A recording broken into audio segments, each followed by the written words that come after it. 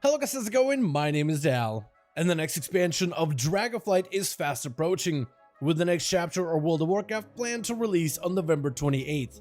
This leaves us with roughly 6 weeks left, which is just enough time to finish our goals in Shadowlands and figure out which class you are going to main in Dragonflight. Recently, I've been getting messages from you guys asking me which class would I suggest as a potential main going forward, and which class may be the safest choice. For now though, this question is difficult to answer. Now that the class tuning is finalized, and it's hard to rank all of the playstyles based on performance alone.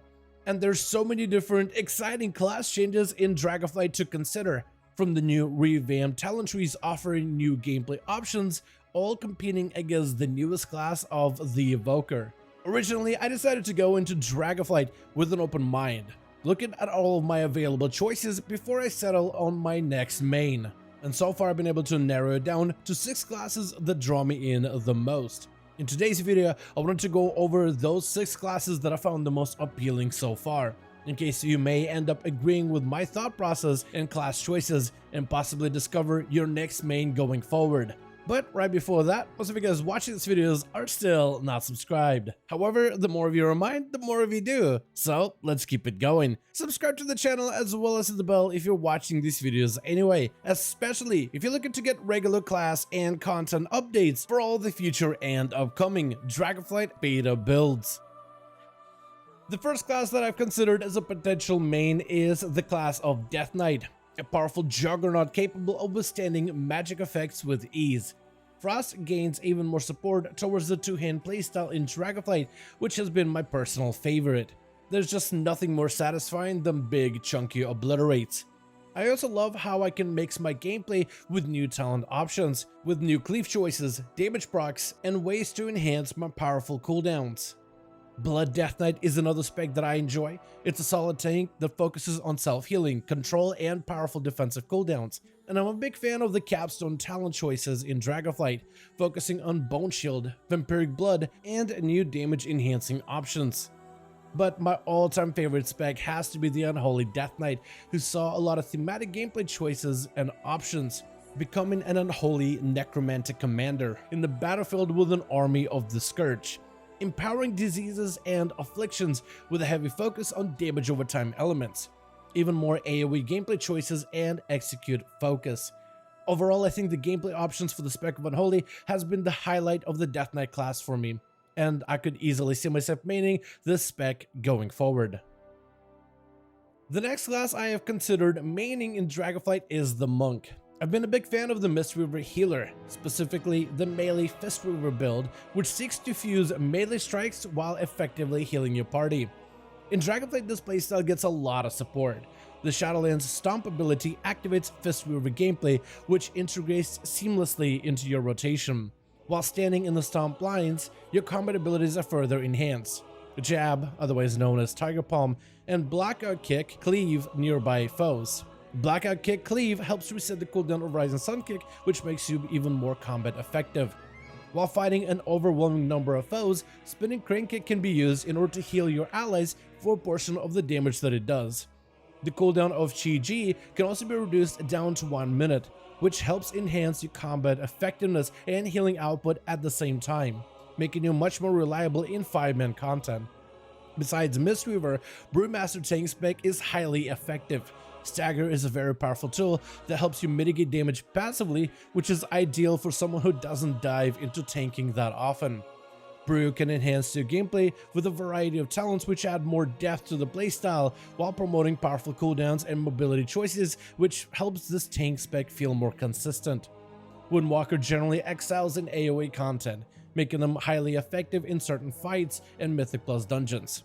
New survivability tools and group utility contribute towards making them more appealing towards endgame content. Dragonflight offers fan-favorite abilities from older expansions and new ways of adding more depth into the Windwalker gameplay. All in all, Mistweaver continues to be the playstyle that I am drawn to the most, but I find Brewmaster Tank easy to navigate, and I would be excited to explore the Windwalker Monk with even more depth going forward. So far, the class of warrior has been incredibly fun. The base talent tree is full of powerful talent options with nodes that help enhance your control. choices that allow for better skill expression and agency, group gameplay, and survivability options. Arms can become a deadly weapon, focusing on delivering powerful strikes at a cost of downtime, or empower your blades and damage over time for better sustained throughput. And the focus on incredibly satisfying execute procs and finishers is still part of the core gameplay. The Fury Warrior can become the ultimate berserker, foregoing heavy weapons entirely by getting fast furious strikes, or call upon the aid of Odin to help enhance them in combat. The ability of Ravager is a more fitting ability than Bladestorm, bringing AoE output without disrupting the fun, fast-paced Fury Warrior rotation. Finally, Protection is getting some love in Dragonflight, with new tools to help him feel extremely defensive, especially when it comes to dealing with magic damage and high-stress burst situations. The class of Warrior surprised me a lot during the development of Dragonflight. I never expected to enjoy the gameplay of Arms and Fury as much as I did. I've always been a fan of the sword and board tank warrior, and it's great to see that it's become a lot more reliable as a gameplay option when it comes to endgame group content. The Shaman has one of the best class talent trees in Dragonflight, with group utility via totems, better control with knockbacks and stuns, and hybrid utility tools that every spec can utilize, as well as great mobility options like Spirit Walk, which breaks movement impairment effects, or Gust of Wind to propel yourself forward. Enhancement can mix elemental damage with physical combat seamlessly, which helps you adapt and adjust your playstyle to suit your environment. Frost, Fire, and Nature damage can be modified to cleave nearby foes, or enhance the damage output of other abilities. And Ghost Wolves, or rather Feral Spirits, can be modified to gain powerful damage bonuses. Finally, Wind Fury Totem is still strong and has recently become even stronger, which gives Enhanced Shamans an edge in endgame group content. Elemental Shaman is similar to Enhancement, offering a mix of gameplay options, like a stronger focus on fire spells or enhancing the value of nature damage, with playstyles that focus on maintaining Ascendance uptime, maximizing the value of your mastery stat, and allowing for more intra-spell synergy. Restoration sees surprising amount of offensive bonuses, which makes the Battle Shaman gameplay a lot more valid, as well as familiar gameplay choices from previous expansions that should keep the spec fairly powerful.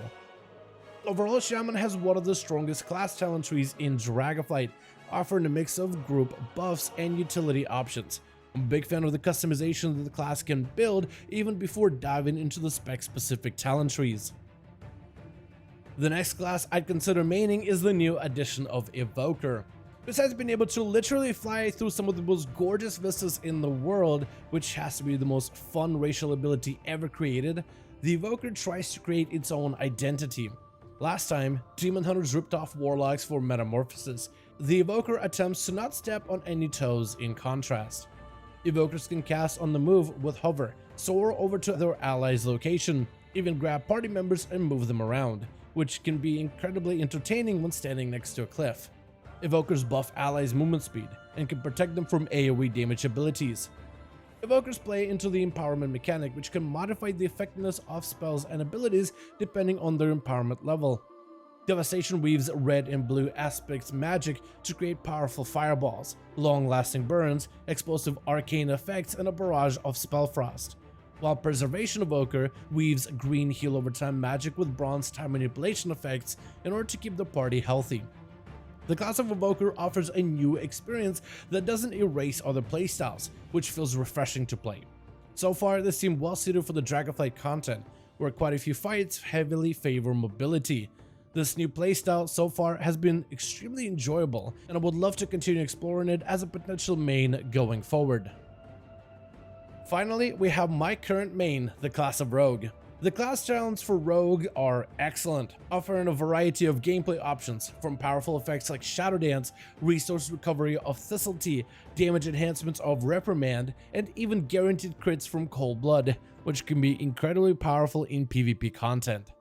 Rogues also gain access to raid and group utility through their poisons. No matter how well or poorly tuned, this class brings something besides damage that can help benefit towards the group's success. Assassination has gained even more AoE options, with the ability to spread bleeds instantly, which helps them in Mythic Plus situations. Bigger emphasis on effective CD usage, making them excellent at focusing priority targets. even adding a double poison node, which lets them embrace their toxic nature. Outlaws gain even more support for Roll the Bones, which is a fantastic way of adding some sort of control to the RNG mechanic. Both pistol builds and ambush builds are heavily supported, which offers new gameplay opportunities. Finally, AoE is seeing great improvements with bigger cleave counts and a stronger group output. Subtlety can enhance bleeds and poisons with shatter damage, which opens up space for sustained damage output. Powerful new tools that will enhance their output in PvP, and new skill expression passives that add a lot more depth and fun into the subtlety gameplay. Dragonflight development has been full of exciting class changes, which makes me want to explore many playstyles all at once. It's exciting to see the class of Rogue isn't falling behind the rest of them, getting new powerful tools, group utility, and even gameplay variations of the familiar playstyles. And so far, that's going to be the full list of classes I'm considering as a potential main going forward into the expansion of Dragonflight. I want to thank you all so much for watching, and I hope you guys enjoyed. Let me know your thoughts in the comments below. Have you made the choice of which class you're going to main in Dragonflight? And if not, which classes are you currently considering so far? Let me know all your thoughts in the comments below. As per usual, if you guys enjoyed this video or found it informative, go ahead and give it a thumbs up. I would very much appreciate it. And as always, in the description of every single live stream and video, we have a link to our Discord community channel. Probably the best place to reach out to me directly in case you want to let me know what you thought about this video, or discuss with the other members of the community what you think about the upcoming changes. Join our Discord to become part of the community. But otherwise, thank you guys so much for watching. I do hope you guys enjoyed. Let me know your thoughts, and as always, I'll see all of you guys in another video.